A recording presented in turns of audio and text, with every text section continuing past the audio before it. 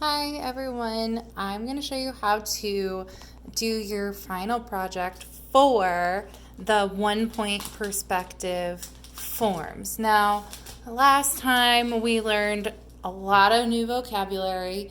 This time I'm going to still be using that vocabulary, and try your best, refer back to some of the pages that I gave you last week if you need to.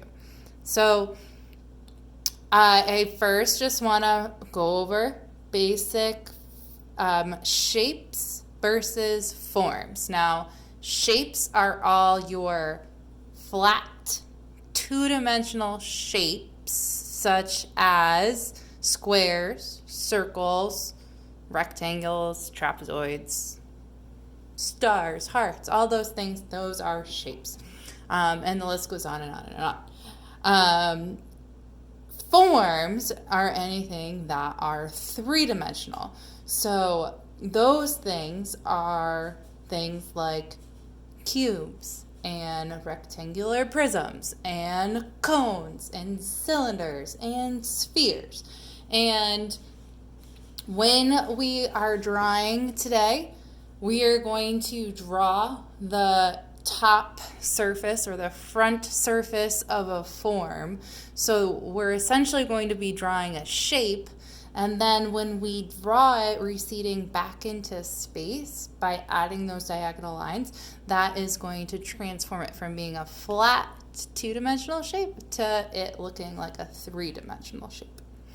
All right, let's get started. So the first thing that you're going to do I'm using a square piece of paper, but a rectangle will work just fine as well. But if you have a ruler and scissors, cut yours down to a square.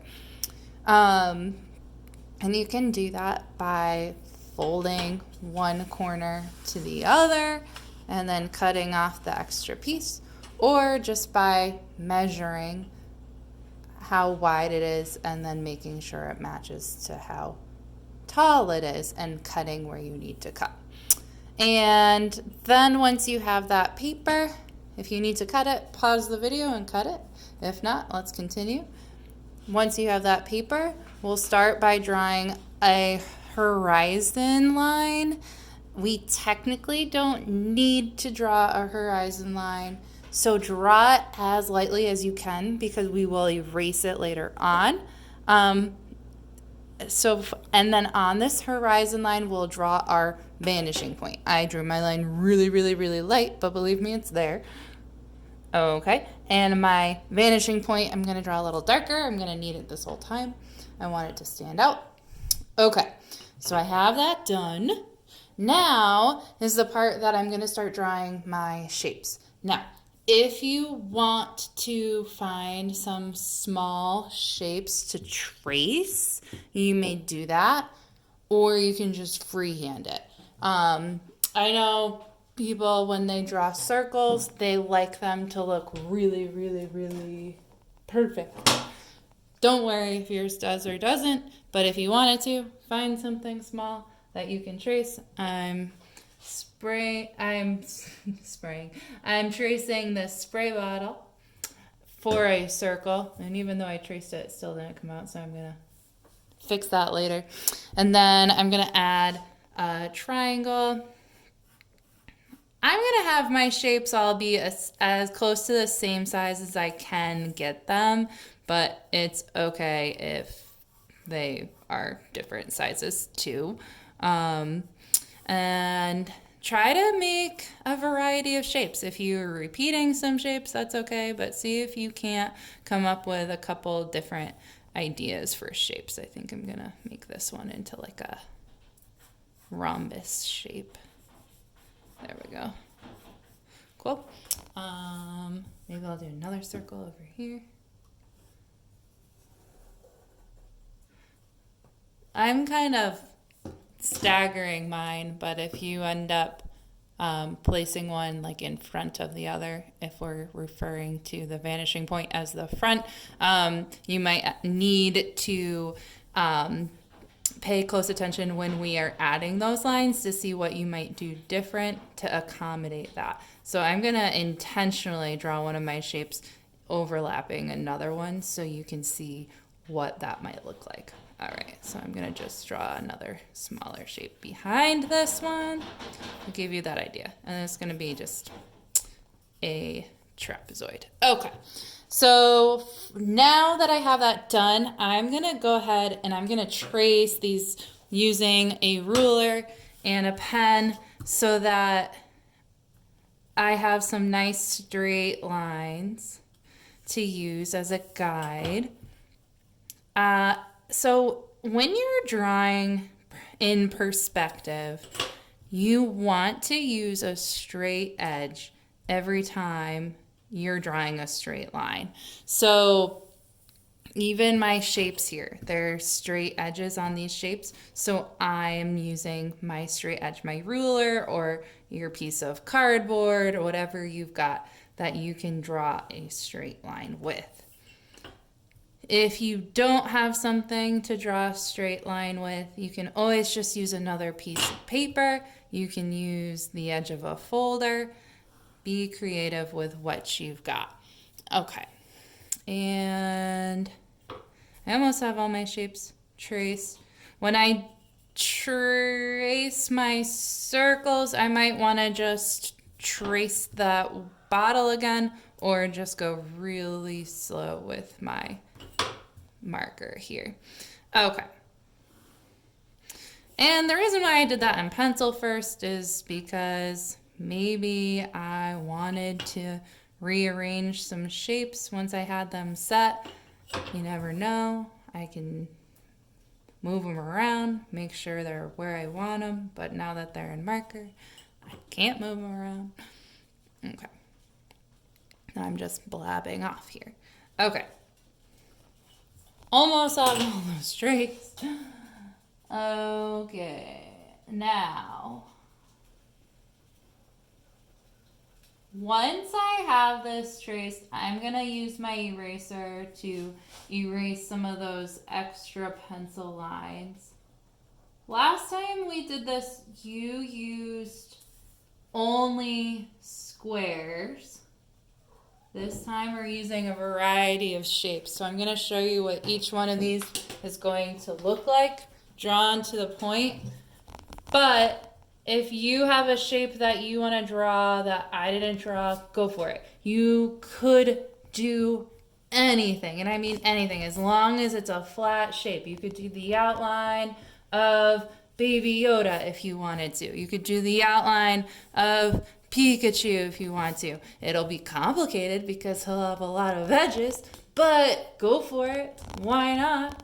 It's your artwork.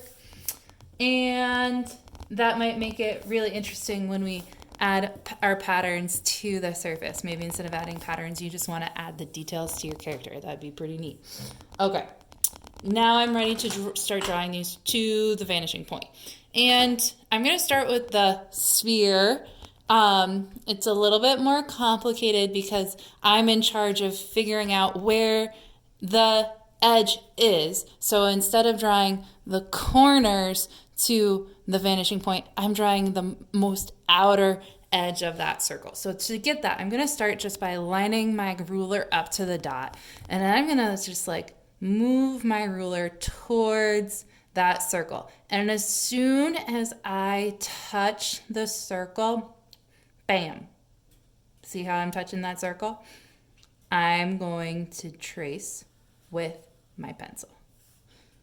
I want to make sure it's right on that edge. I'm going to do the same thing on this side.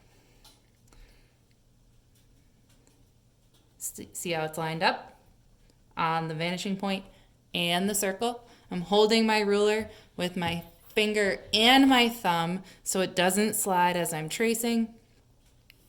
There we go. While I'm here, I know that's right. I'm going to go ahead and I'm going to outline that with my marker. If you have a marker, go ahead and do that. If you don't have a marker and you're just using a pencil, that's okay too. I'm going to skip a step and I'm going to do all of this with my marker, but you might want to do pencil first and then your marker to make sure you've got it right. Now, when I trace this line, I'm remembering that I'm not drawing through my shape. So this one, oh, it looks like I'm not going through that triangle, so I'm good. There we go, I got it. It's kind of a pyramid or a triangular prism. And then for this diamond shape, if I were to draw this corner to the vanishing point, I would have to draw through the diamond. So I'm not going to draw that one, but I am going to draw this top one. See how I line that up? Great. And then let's see, this one, I might just need to draw 2 lines for this shape. The outside edge there. Great. Okay. Oh, now I'm thinking about how I said you could draw Pikachu. I wish I did that now. I really hope one of you decide to go above and beyond the simple shapes that I drew and like really knock my socks off with some ideas that you have, because I know you all have great ideas. Okay, I'm finishing my last shapes. Oh, and this is the tricky, well, sort of tricky part. I want to see if you guys can figure it out. So we're not going to be drawing through our shapes, remember, but we still have to draw all the lines that can go to the vanishing point to the vanishing point.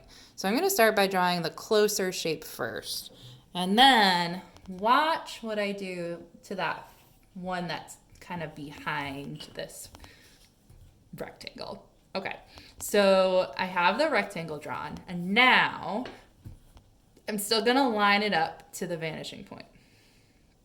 But this time, when I draw that line, I'm going to stop when I get to that closer shape. So it looks like they're overlapping. Yeah, some of you probably guessed that already. And then it looks like I only need to do this last one.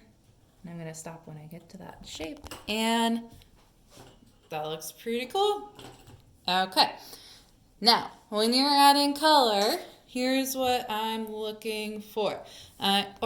Before you add color, while you have your Sharpie or your pen out, you can just add patterns, shapes, designs, whatever you want to these. You could make them all look like skyscrapers coming out, like maybe your bird flying over the top, and these are all different shaped skyscrapers. And you can just add those decorations to your shapes. Or you can keep it abstract and just add patterns how you see me adding patterns and how you see in the example. Just using different types of line, shapes, whatever. I'm going to keep the tops of those shapes that I drew, or they're now forms because we added those lines there. I'm going to keep that black and white. And the part that I'm going to add color to are the sides here. I'm just going to use crayons. If you have colored pencils, that's a good choice too. And what I'm going to do is I'm going to make both sides the same color, but maybe one of those sides I press dark with my colored pencils or crayons, and the other side, I have to get into that tight little corner. Maybe I'll use the back edge there. So I'm going to press kind of dark when I do one side, if it has 2 sides showing, and I'm going to press light when I do this other side to show that there is a difference. And it'll kind of make it look more 3-dimensional if you're making those sides the same color but a different value. And value is how light or dark something looks. So I'm making one side look dark and one side look light. Okay. I am going to cheat a little bit because I already have a finished one photographed and loaded up there for you. And you saw how I colored in one of these guys. So you go ahead and color in the rest of yours. If you want to add details to the background, go for it. If you're like, that was enough, That's fine too. Take a photo, upload it. I can't wait to see what you guys make. This project is a lot of fun, and we're learning a lot of skills that we'll be building upon for next week. All right.